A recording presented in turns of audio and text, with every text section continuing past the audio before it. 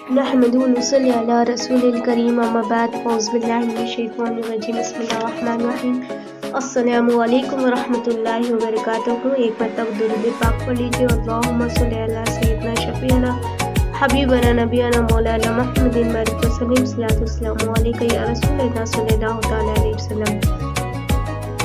یا ایھا الذین آمنوا کتب علیکم الصیام کما کتب علی الذین من قبلکم لعلکم تتقون۔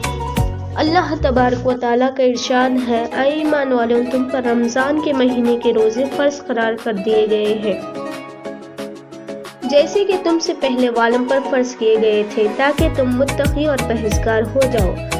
قرآن پاک کا اعلان عظیم ہر کلمہ توحید کے پڑھنے والوں سے مطالبہ کر رہا ہے کہ عظمت قرآن کے آگے سر جھکا دے، اپنے عیش و آرام کو قربان کر دے اور قرآن حکیم میں موجود ایک ایک حکم کے آگے سر تسلیم خم کرے۔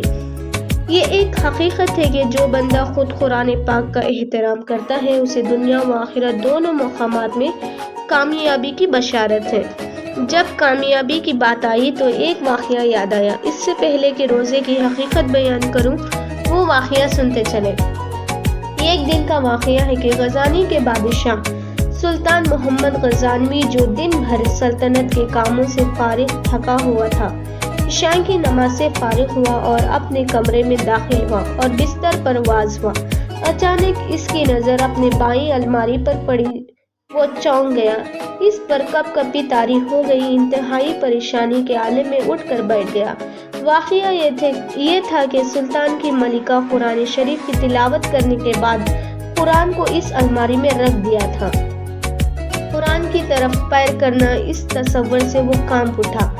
خادم نے عرض کیا، حضور، آپ کے آرام میں خلل ہو رہا ہے، حکم ہو تو قرآن پاک کو اس جگہ سے اٹھا کر اس مقام پر رکھ دو۔ سلطان نے کہا، محض میرے آرام میں خلل کی خاطر کلام الہی کو اس مقام سے اٹھا دینا ٹھیک نہیں۔ چنانچہ سلطان ساری رات بستر پر بیٹھ کر گزار دی۔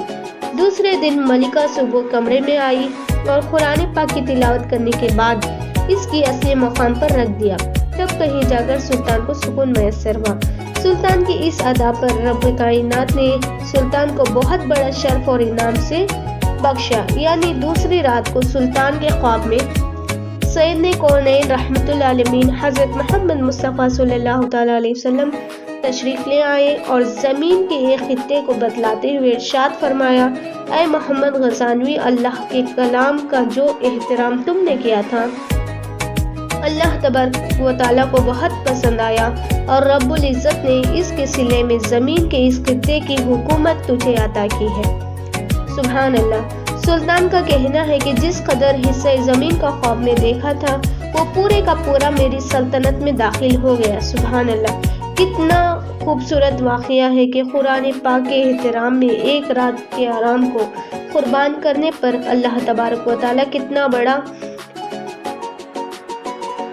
انعام سے بخشا۔ اگر ہم بھی قرآن پاک کا احترام کریں گے تو رب تبارک و تعالیٰ ہمیں بھی اپنے انعاموں کی بارش فرمائے گا۔ چنانچہ قرآن پاک کا صحیح معنوں میں احترام یہی ہے کہ اس میں موجود ایک ایک حکم پر عمل کرے۔ لہٰذا نیکیوں کا موسم ہے۔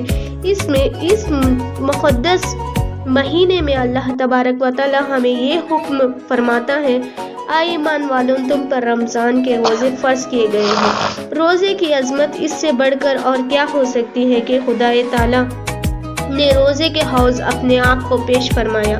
پیارے آقا صلی اللہ علیہ وسلم کا ارشاد گرامی ہے، روزے کا صلہ میں خود دیتا ہوں، اور ایک حدیث میں آیا ہے کہ روزے کا صلہ میں خود ہوں۔ سبحان اللہ۔ آئیے پہلے روزے کے معنی اور اس کے مقصد پر غور کرتے چلیں۔ روزے کو عربی میں صوم کہتے ہیں۔ صوم کے معنی ہے رکنا۔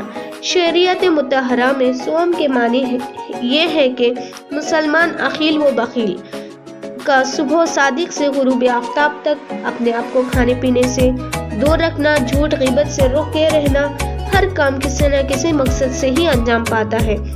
آدمی کھاتا ہے تو بھوک مٹھانے کے لیے، پیتا ہے تو پیاس بجھانے کی خاطر، سوتا ہے تو آرام پانے کی غرض سے۔ ہر کام کس کے پیچھے کوئی نہ کوئی مقصد ضرور ہوتا ہے۔ اسے خدا تعالیٰ کے بھی سارے کاموں میں بہت عظیم مقصد ہے۔ چنانچہ انسان کی تخلیق کا مقصد ان الفاظ میں بیان کیا گیا ہے وَمَا خَلَقْتُ الْجِنَّ وَالْإِنسَ إِلَّا لِيَعْبُدُونَ، ہم نے جنات اور انسانوں کو محض ہماری عبادت کے لیے پیدا کیا ہے۔ سبحان اللہ۔ ایسے ہی روزے کا مقصد بھی اعلان فرضیت کے ساتھ ہی بیان کیا ہے، لَعَلَّكُمْ تَتَّقُونَ، تاکہ تم لوگ متقی اور پرہیزگار ہو جاؤ۔ معلوم کرنا چاہیے کہ جس عبادت کا مقصد ہی اتنا بلند ہو تو اس کی عظمت کا اندازہ لگانا دشوار ہے۔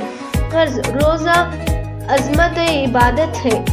رمضان المبارک کے روزے کی یہ خصوصیات ہیں کہ خاتم النبیین صلی اللہ علیہ وسلم کی امت کے ویسے روزوں کی فرضیت اور امتوں پر بھی تھی، جیسے کہ روایت میں آیا ہے کہ حضرت موسیٰ علیہ السلام کی امت پر عاشورے کا روزہ فرض تھا، کسی امت پر شوال کے 6 روزے فرض تھے، تو کسی پر ایام بیض یعنی ہر مہینے کے 13ویں، 14ویں اور 15ویں تاریخ کے روزے فرض تھے، مگر رمضان کی خصوصیت صرف امت محمدیہ کو ہی حاصل ہے، اور اس عظیم عبادت کا منشا تقویٰ اور طہارت ہے۔ کوئی ایسی حرکت اس سے سرزد نہ ہو جو اللہ اور اس کے رسول کی ناراضگی کا باعث ہو۔ اس بات کی کوشش کریں کہ وہی کام کریں جس سے اللہ کی رضامندی اور رسول اکرم صلی اللہ علیہ وسلم کی خوشنودی حاصل ہو، اور بندے کو یہ مقصد اسی وقت حاصل ہوگا جبکہ وہ صبر برداشت کی نعمت حاصل کر لے۔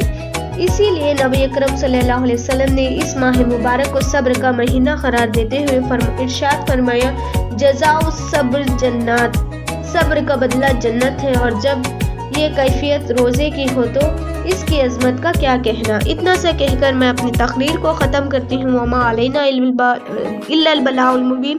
السلام علیکم ورحمۃ اللہ وبرکاتہ۔